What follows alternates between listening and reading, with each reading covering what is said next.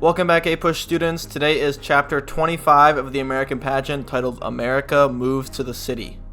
If you don't know the American Pageant, it's fine because the content is still going to be the same. I'm going to be going over all the key terms and notes for this chapter that helped me get a 5, so I encourage you to take notes along as well. Louis Sullivan, an architect of skyscrapers. His principles on development aligned with the invention of the electric elevator, which eventually influenced the development of skyscrapers in big cities that became both centers of business operation and the site of large apartment buildings. I think it's also important to say that skyscrapers are also just a visual sort of psychological effect on how we view the country, and obviously with bigger buildings you're going to think of better progress and you're going to be more apt to participate in these big city productions and be more apt to live in a city. Sister Carrie, a novel featuring a rags to riches storyline. The popular novel romanticized city life and encouraged rural people to move to the city as the key to moving up the ladder of classes and success in life. It inspired people to move to the city. However, obviously this romanticized view of, escaping poverty by moving to the big bustling city isn't true for a lot of people. New immigrants, new wave of immigration from Southern and Eastern Europe. Obviously, the first wave of immigration came from Western Europe. The immigrants that arrived came from backgrounds unlike America, which diversified American culture. Also, they were hardworking people who came from the slums of Europe that were overpopulated. So with a vast new wave of immigration from different backgrounds, you're going to see a cultural and demographic shift take place in the now industrialized America. Birds of passage, people who came to America to make money and then they just left. This symbolized the expansive economic opportunities that were available in America and how they influenced immigrants to come no matter if they felt like true Americans or not.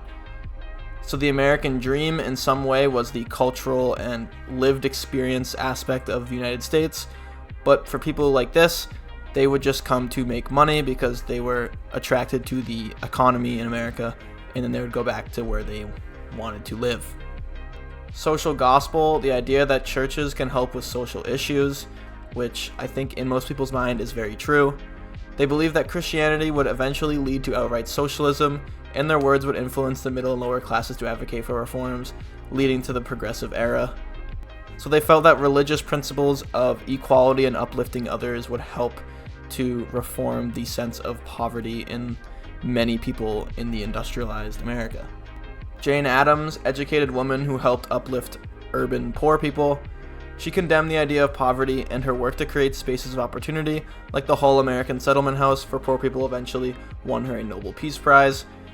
This is honestly a very useful term for a lot of essays you'll get in the units surrounding this time period. Jane Addams can work for women's rights, how people responded to problems in industrialization and cities. A lot of short answer stuff with Jane Addams, so know this person. Settlement houses that provided hospitality for immigrants. They helped to assimilate struggling immigrants into society, which better prepared them for life in America. Just go back for a second, Jane Addams was one of the leaders of the settlement house kind of movement. It also gave women opportunities for more virtuous job opportunities by working in the houses.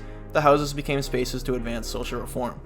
So not only did the settlement houses provide help for minority people to live in them and get, the basic needs they need, but also for people who weren't living there but working there, like women, to get opportunities in the city. Florence Kelley, a female social and political activist.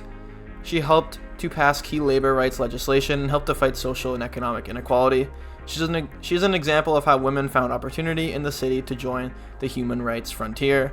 I think what's also interesting is that you have a female fighting in the labor movement. Most people obviously working back then were men, so this kind of connects to the women's rights movement and how they found more of a space in the job market. Nativism, resistance of immigration. Americans felt that their country was being dumped with too many people who were unlike them and that they would eventually become the majority. This caused resistance similar to resistance faced by Irish and German immigrants, like blaming them for problems in cities and towns and their political and social views causing changes. Nativism is a huge theme that's kind of everywhere in United States history, but from this point on, nativism is going to be a big thing that's going to appear on a lot of quizzes and essays With the new immigration wave combined with obviously the old immigration wave, you're definitely going to want to keep track of the demographics in America. Liberal Protestants, new progressive faction of Christianity. They helped to adapt Christian principles with modern culture, which advanced Christian influence on reform movements. They were able to advocate for the furthering of human rights and economic rights. So remember back to the social gospel. Darwinism, scientific theory of evolution and natural selection. It challenged beliefs within Christianity and its explanations of history, which divided traditional conservatives and progressives in philosophical discussions. It symbolizes the early progressive era challenging traditional beliefs and practices. Booker T. Washington, ex-slave and advocate for black education. He advanced respect for black people in society by teaching schools of black children useful trades that would help them seek economic opportunity. His vision was that education would lead to representation, so he felt that it was the best way for African Americans in the United States to gain footing was just to put their head down, learn trades, learn jobs, learn ways that they could produce for themselves, and that would lead them to prosper. Tuskegee Institute, all-black school founded by Booker T. Washington. It helped to train black people in trades, specifically agriculture, that guided black youth to advance in society. It helped make black people more important and influential in society. In an era in the United States where industrialization, agricultural, mechanization of agriculture, all forms of production are booming, it helps to have more people join the workforce, and the African American community was involving themselves in that through Booker T. Washington and the Tuskegee Institute. W.E.B. Du Bois, I think is how you say it, a more radical black leader. His achievements at Harvard and his foundation of the NAACP, or the National Association for the Advancement of Colored People, uplifted black importance in society. He was influential in the civil rights movement and the push for the integration of blacks on equal footing. I remember back writing an essay comparing W.E.B. Du Bois and Booker T. Washington and how they approached uplifting black people fighting for civil rights in a different way. Land-grant colleges federally funded upper education. It helped to extend upper education to more people and teach them a wide range of skills in mechanical and agricultural fields. It created an advanced, educated class of people.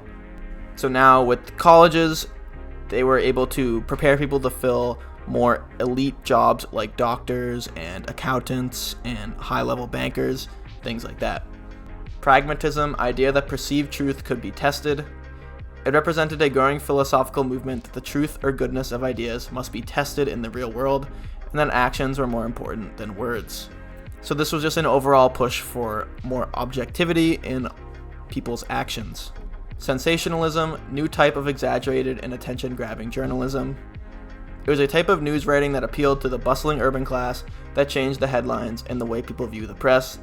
This is extremely influential in the culture back then and still the culture we have today, as a lot of social media and other forms of press is very sensationalist. Yellow journalism, sensationalism-inspired journalism.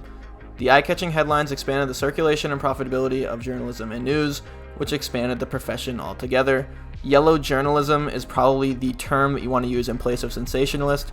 You will be asked a lot about yellow journalism and its effects on various issues. William Randolph Hart, journalist who built powerful newspaper businesses. He helped to expand yellow journalism, which expanded the profession but also hurt its credibility and the way the public viewed the press. Journalists were encouraged to write about scandals and rumors.